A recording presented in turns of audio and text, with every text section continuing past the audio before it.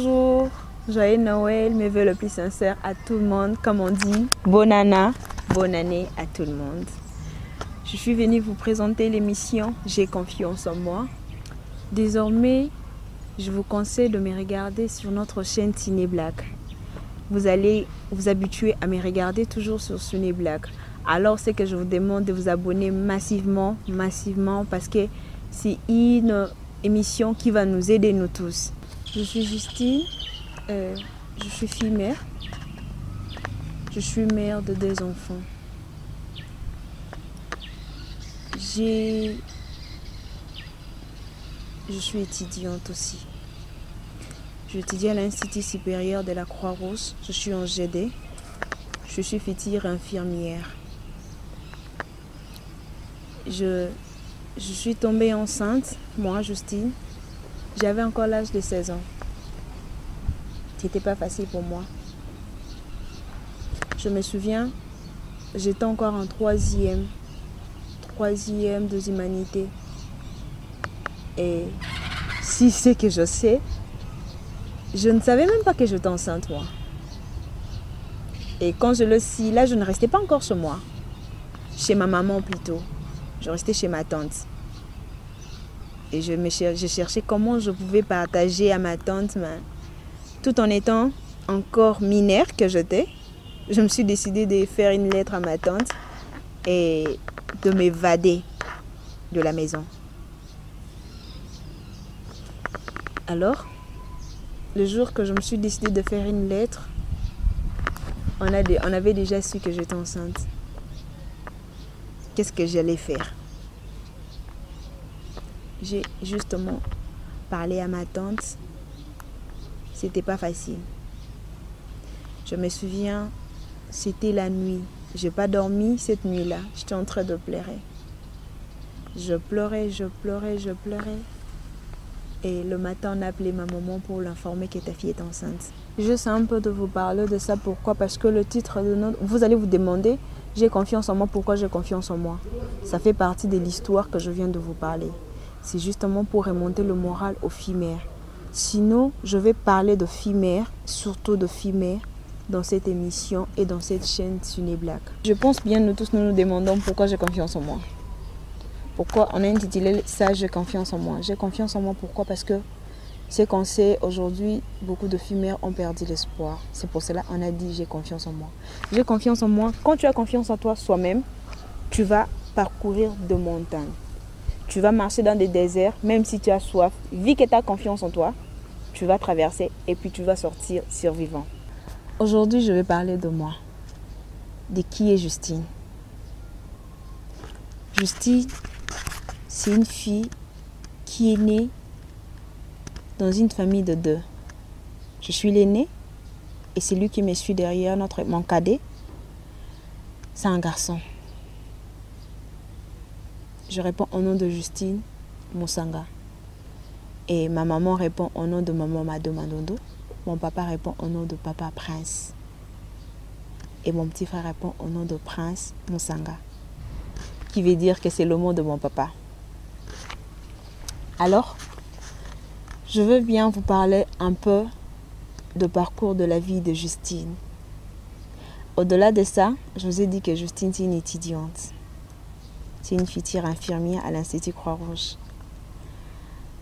Justine, avant d'étudier, avant d'arriver à l'Institut supérieur de la Croix-Rouge, elle avait déjà un enfant. Elle était déjà fille-mère. Comme je vous ai dit, c'était à l'âge de 16 ans. C'était pas facile. Et après ça, on a dit que c'est une erreur. Oui, c'était une erreur. J'étais encore un enfant. Je ne savais pas. Et je ne connaissais rien du tout. Et j'ai continué mes études. Je me suis dit, je ne dois pas baisser mes bras. Je dois étudier. J'ai parcouru mes études. Je me souviens quand je partais à l'école, en 4e, à mon institut. Quand je partais, c'était pas facile pour moi. Il y avait mes seins qui sointaient. Et il y avait mes amis qui se moquaient de moi. Il y a des autres qui disaient, à ton âge, tu as déjà mis au monde. À ton âge, je me dis, si je n'avais pas confiance en moi, ou si je n'avais pas de courage, j'allais arrêter mes études. J'allais plus étudier. Mais je me suis dit non, je dois atteindre mes objectifs jusqu'à la fin. Je me suis donné confiance. Ça me faisait trop mal. Quand je rentrais à la maison, je pleurais. Je me posais trop de questions. Je me disais pourquoi? Pourquoi? Je posais à Dieu beaucoup de questions. Pourquoi tu m'as laissé? Pourquoi tu m'as abandonné? Pourquoi tu as permis qu'à cet âge, que je puisse mettre au monde? Comme tous les filles, nous disons que mais pour moi, ce n'était pas le cas. Et Dieu savait les pourquoi. Moi, je me disais que c'est fini. Ok, je dois élever mon fils et c'est fini là. Je vais mettre encore au monde quand je veux me marier. Oh non, le deuxième bébé est encore venu. Je me suis dit, qu'est-ce qui ne va pas avec moi? Pourquoi seulement moi? Je voyais comme si le monde tournait tout autour de moi. Tous les malheurs tournaient seulement tout autour de moi. Je ne voyais pas des autres gens. Je ne voyais pas des autres filles mères. Je me voyais moi. Pourquoi? Pourquoi? Et après ça, je me suis dit, oh, qu'est-ce que je vais faire? À l'âge de 20 ans, j'avais déjà des enfants. Mon premier enfant, son père, il était plus âgé que moi. Je me souviens, il me suivait. Il me suivait partout. Il me suivait. Non, je n'étais pas amoureuse de lui. Je me souviens une fois, c'était le 8 mars 2008-9.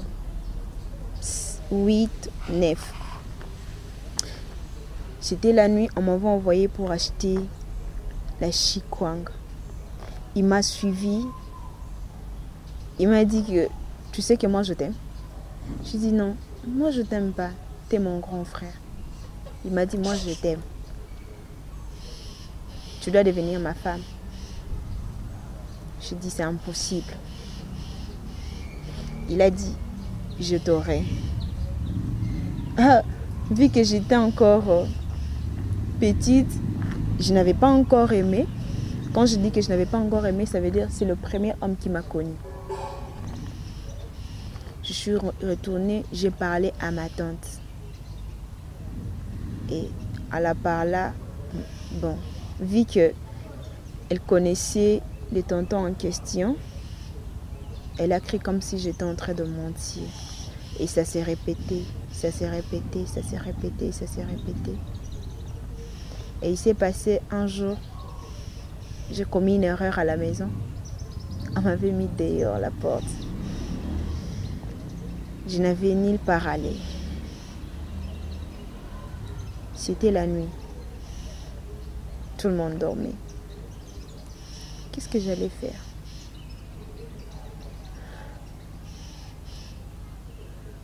Je suis restée dehors avec mon chassé Viva. Et le tonton en question est sorti parce qu'il travaillait dans l'avenue que moi j'habitais. Il est dans le domaine des pompes funèbres, de salles polyvalentes, des histoires pareilles. Il est sorti, il retournait chez lui. Il m'a vu, il m'a appelé. Avec beaucoup de respect, je suis venue parce que je sais que c'est mon grand frère et puis c'est un tonton du quartier. Je suis arrivée. Il m'a dit pourquoi tu es dehors. Je sens un peu de lui expliquer. Il m'a dit tu ne peux pas rester dehors à cette heure. Tu es une fille et l'avenue que j'étais, plein de colonnes.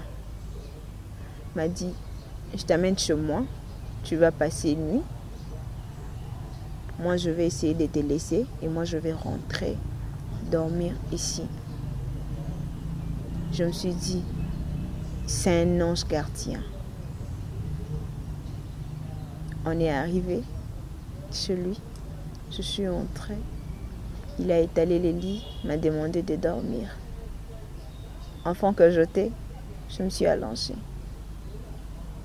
J'étais fatiguée, j'ai travaillé toute la journée, je devais quand même me reposer. 23h, minuit qu'il était déjà. Moi, je m'attendais qu'il sorte. Il ne sort pas. Je me suis dit, bon, c'est sa maison. Il peut même dormir sur la chaise. C'est pas grave. C'est les tontons du quartier. On lui respecte. Non, c'était pas le cas. Je me suis retrouvée enceinte. Donc c'est le premier homme qui m'a connue. Les premiers jours qu'on m'a connue, c'est les premiers jours que j'étais tombée enceinte. Qui veut dire que quand on dit, je pense que c'est Jean Goubaï ou le Kwakanza qui a dit au secours Baïbinga Bomwana. Donc mon enfance a été volée trop vite, si vite. Et c'est comme ça que je me suis retrouvée maman à l'âge de 16 ans. Et je me disais, oui, c'est fini. Pouf. J'essaie un peu de me ressaisir, savoir comment je vais m'en sortir. Je suis tombée par le deuxième homme. Mais lui, je l'aimais. C'était quelqu'un qui me soutenait dans mes études. Là, j'étais déjà en 6e des humanités. Il m'a soutenu dans mes études, mes petits besoins. Et je me disais, bon, la colis, hein, la commune a moins d'expérience, moi je ne peux pas tomber encore enceinte. Et je me suis retrouvée enceinte. Ce qui est pur, je ne savais pas que j'étais enceinte. Après 2 mois que je sais que j'étais enceinte. Et beaucoup de choses m'arrivaient dans ma tête. Nalongola, tonatika. Non. Je me suis décidée de mettre encore au monde. Parce que j'avais peur de mourir. Parce qu'on voit à la télé, il y a une fille qui a commis un avortement, elle est morte. Et je me disais, je vais mourir. Tant mieux que je puisse assumer mes conséquences à moi. Et c'est comme ça que je suis devenue encore maman ou mère de 2 enfants. Et après avoir me retrouvé avec des enfants, je me suis dit, oh, comment on cause un ami balai à mon âge, j'ai 20 ans. Si je continue comme ça, j'aurai encore 3 enfants. Et je vais me retrouver avec 4, 5, 6, je ne sais pas.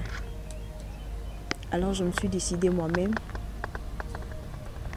Je me disais peut-être, j'ai pas confiance en moi ou je ne sais pas qui je suis, mon identité à moi. Je me suis dit, je dois savoir qui je suis. Qui est Justine? Je suis allée, bien sûr, je priais. J'ai prié et je me motivais toute seule à la maison. Je me suis dit, je dois étudier. Je ne dois pas d'abord regarder les copinages, chérie, patati, patata. Je dois me focaliser sur mes études. Décrocher mon diplôme, entrer à l'université, étudier, chercher quelque chose à faire, devenir une femme d'affaires, être utile à la société. Je me suis dit, non, je dois être comme toutes les femmes.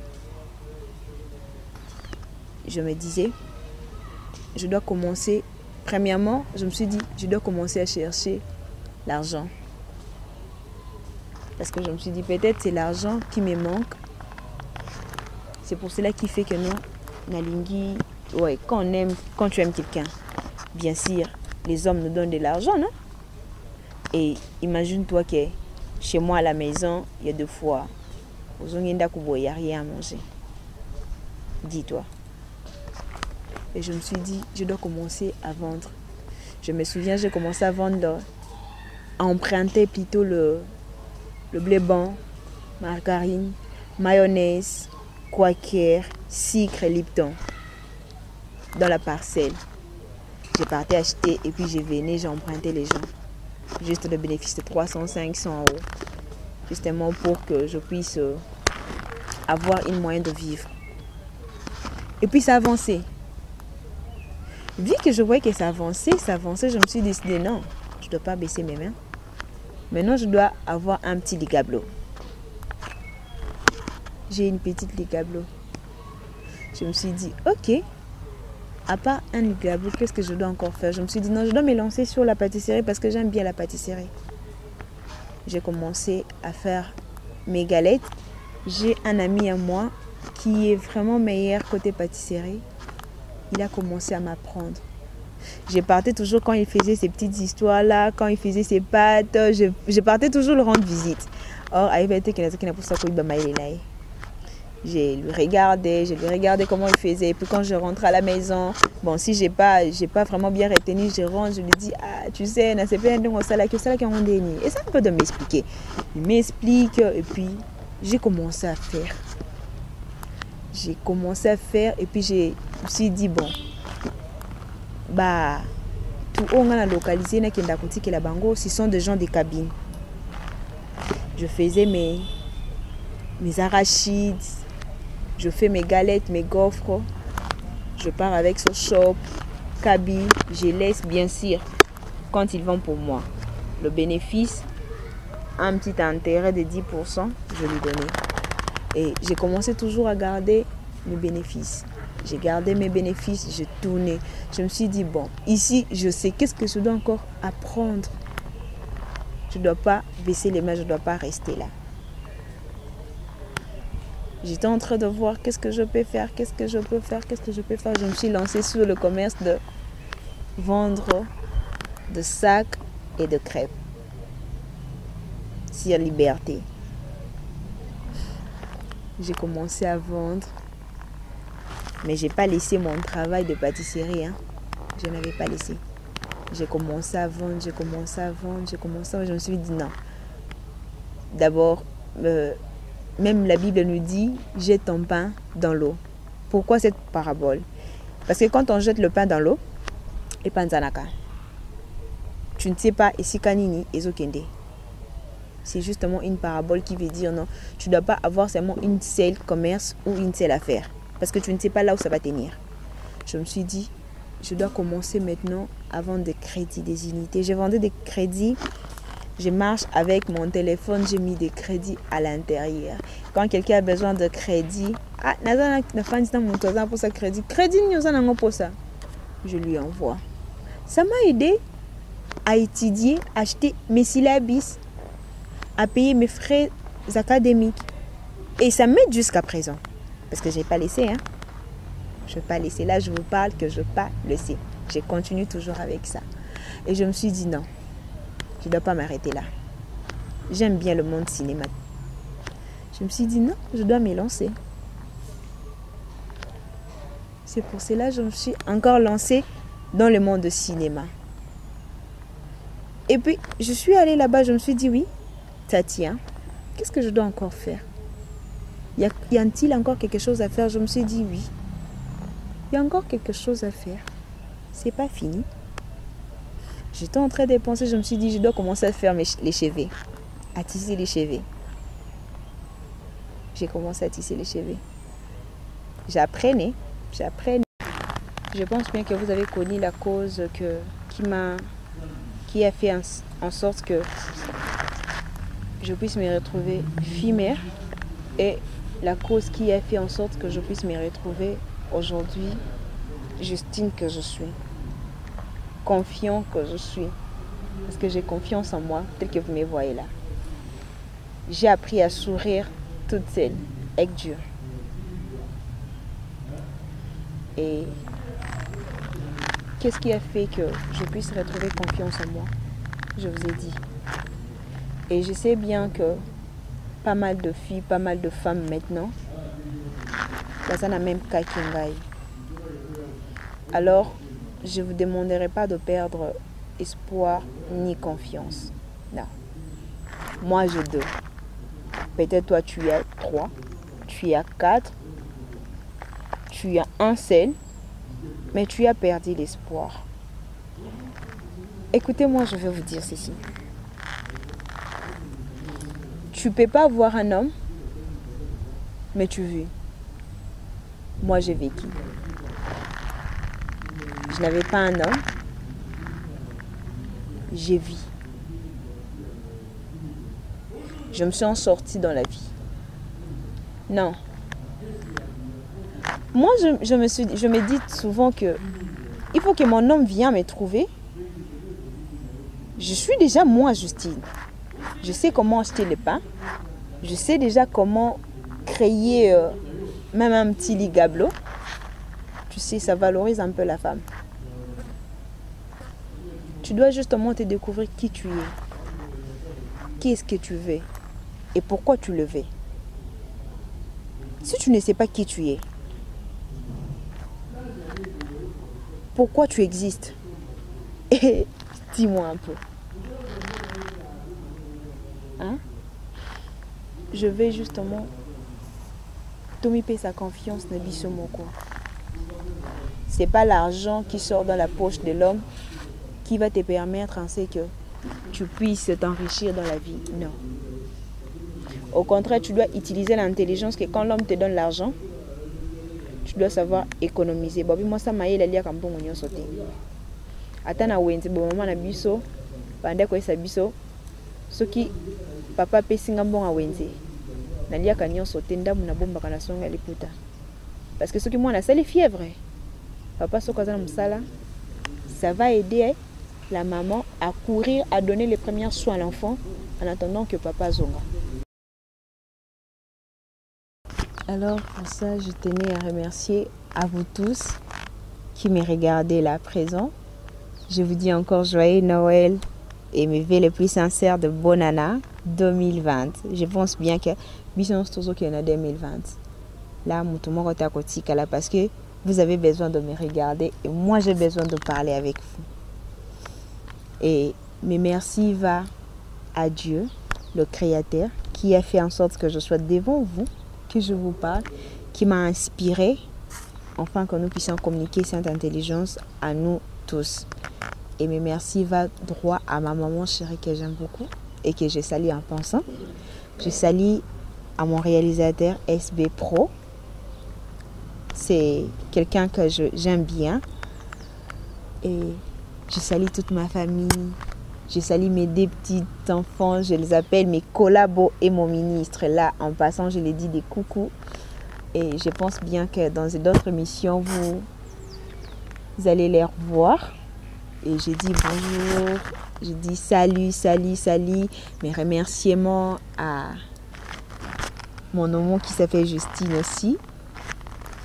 Qui me regarde, je pense bien. Et merci à mon église. Merci à tout le monde qui me connaissent. Des gros bisous. Alors, je vous demande d'abonner surtout s'abonner massivement sur notre chaîne Ciné Black. Vous ne serez jamais déçus. Je vous dis, vous ne serez jamais déçus.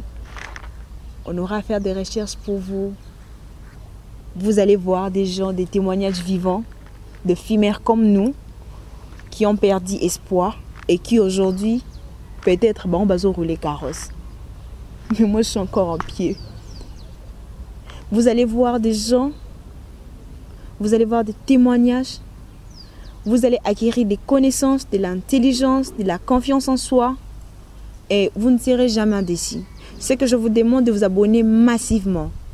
Abonnez-vous massivement, massivement, massivement. Et regardez-nous chaque jour. Chaque jour, vous allez commencer à nous voir. Vous allez commencer, on va parler ensemble.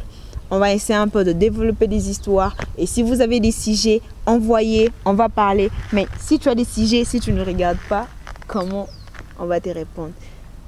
Nous demandons à tout le monde qui ne sont pas encore abonnés de nous abonner. Abonnons-nous, abonnons-nous. De Bela Baninga. lobela parent, lobela papa, lobela chérie, lobela petit frère, lobela grande sœur, oyebie na likambo wana, ça il a kaka WhatsApp, ça il a kanini nini nini, mais essaie un peu de lui expliquer, dis-lui que non, il y a une chaîne qui parle de ça, une chaîne Ciné Black.